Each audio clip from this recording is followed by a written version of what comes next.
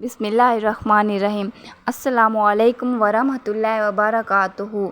तो दोस्तों, आज की इस वीडियो में मैं आपको बताने जा रही हूँ कि इस्लाम के मुताबिक हम कैसे गुस्ल कर सकते हैं। इस्लाम हमें गुस्ल करने का क्या तरीका बताता है।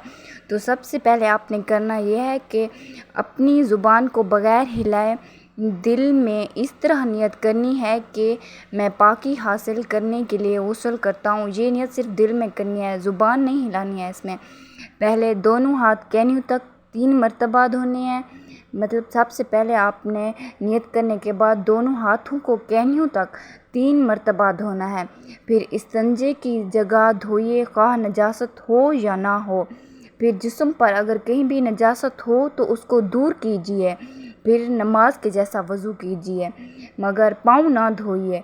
हाँ, अगर चौकी वगैरह पर आप गुस्ल कर रहे हैं तो पाँव भी धो लीजिए, क्योंकि अगर आप चौकी वगैरह पर गुस्ल कर रहे हैं तो उस पर बैठकर पाँव धोने की इजाज़त है। फिर अपने जिस्म पर तेल की तरह पानी छिड़क लीजिए, मतलब पानी को चुपड़ लीजिए। ख़ुसूसन सर्दियों में इस दौरान आप अपने जिस्म पर साबुन भी इस्तेमाल कर सकते हैं, साबुन भी लगा सकते हैं। फिर 3 बार सीधे कंधे पर पानी बहाइए, फिर 3 बार उल्टे कंधे पर पानी बहाइए। 3 मरतबा सीधे कंधे पर, 3 मरतबा उल्टे कंधे पर पानी बहाना है।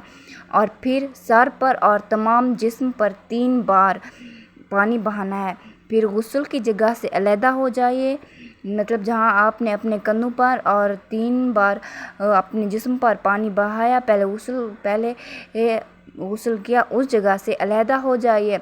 अगर वज़ू करने में पाँव नहीं धोए थे तो अब आप अपने पाँव भी धो लीजिए। नहाने में किबला रुख ना किया जाए, मतलब खाना काबे की तरफ मुँह ना किया जाए। तमाम बदन पर, जिस्म पर हाथ फेर कर मल कर नहाइए। ऐसी जगह बिल्कुल नहीं नहाना चाहिए जहाँ किसी की भी नज़र पड़े। अगर ये मुमकिन ना हो तो मर्द अपना सित्र नाफ से लेकर दोनों घुटनों समेत, क्योंकि इस्लाम ये इजाज़त देता है कि मर्द अपना सित्र नाफ से लेकर घुटनों समेत किसी मोटे कपड़े से छुपा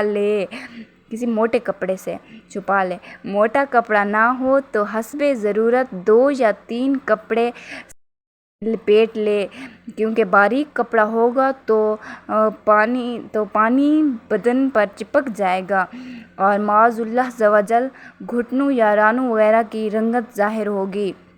और इससे ये ज़ाहिर होता है कि औरत को तो भी इससे भी ज़्यादा एहतियात बरतने की ज़रूरत है, और एहतियात बरतनी भी चाहिए।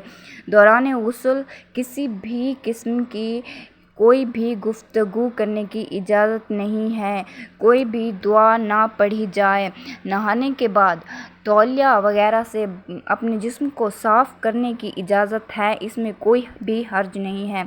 नहाने के बाद फ़ौरन कपड़े पहन लीजिए।